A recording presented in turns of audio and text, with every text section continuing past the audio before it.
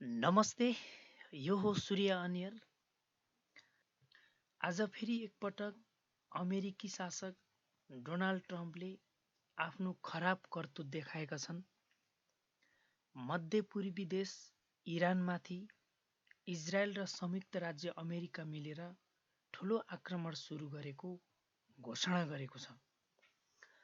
यसले इरानका सहर तेहरानमा धमाका र विस्फोटहरू भएको छ। दुवै देशले यसलाई आगामी खतरा हटाउन र इरानको परमाणु तथा मिसाइल क्षमता रोक लगाउन गरिएको प्रिइम्प्टिभ स्ट्राइक, यसको मतलब पहिले नै रोक्ने हमला भनेका छन्। इरानले आफ्नो एयर स्पेस बन्द गरेको छ र जवाफी कदम उठाउन तयारी अवस्थामा रहेको छ। यसलाई सामान्य ह्याक आक्रमण भन्दा सैन्य सङ्घर्ष, युद्धको स्थिति भन्नु उत्तम हुन्छ। हुन त अमेरिकाले गत महिना नै अट्याक गर्ने कोसिस गरेको थियो। कतार, साउदी, युएई जस्ता देशहरूले आफ्नो देशमा इरानबाट अट्याक हुन सक्ने भन्दै आक्रमण नगर्न आग्रह गरेका थिए।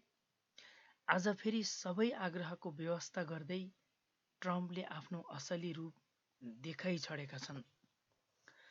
हुन त अमेरिकाले गत वर्ष 2025 जुनतिर नै इरानका 3 प्रमुख परमाणु सम्बन्धी साइटहरूलाई लक्ष्य बनाएर B-2 बम्बर्स मिसाइल आक्रमण गरेको थियो।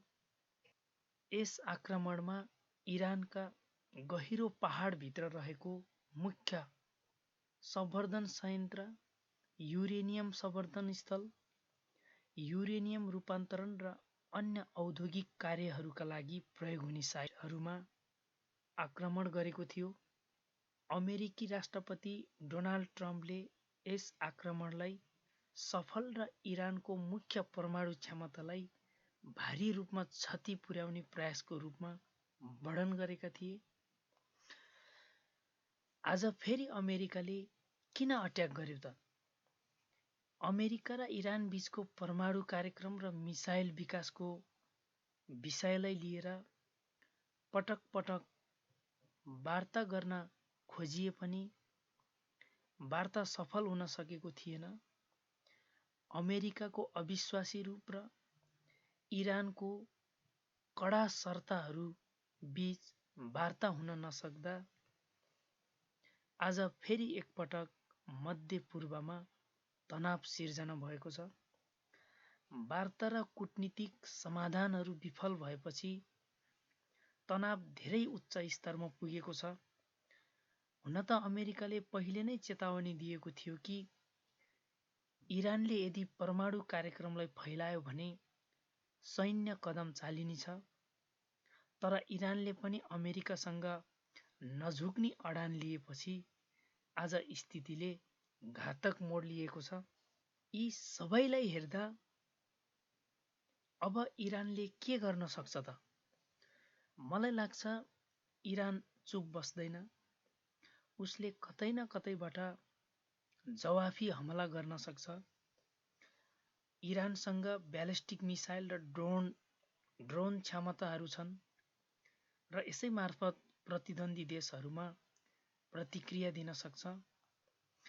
इरानले प्रत्यक्ष रूपमा इजरायल वा अमेरिकाका सैन्य शिविरहरूमा जवाफी आक्रमण गर्न सक्छ। विशेष गरी मध्यपूर्वमा रहेका अमेरिकी शिविरहरूलाई लक्ष्य गर्दै आक्रमण गर्न सक्छ। इरानका समर्थक समूह जस्तै इराक, सिरिया, यमन मार्फत पनि प्रत्यक्ष वा अप्रत्यक्ष जवाफ दिन सक्छ। बाँकी सबै बिस्तारै थाहा हुँदै जाला। यसरी नै अमेरिकाको दादागिरीलाई विश्वले बेवास्ता गर्ने हो भने विश्वका अल्पविकसित र कमजोर सैन्य क्षमता भएका देशहरूले डर र त्रासमा बाँच्न परिरहनेछ। जय नेपाल।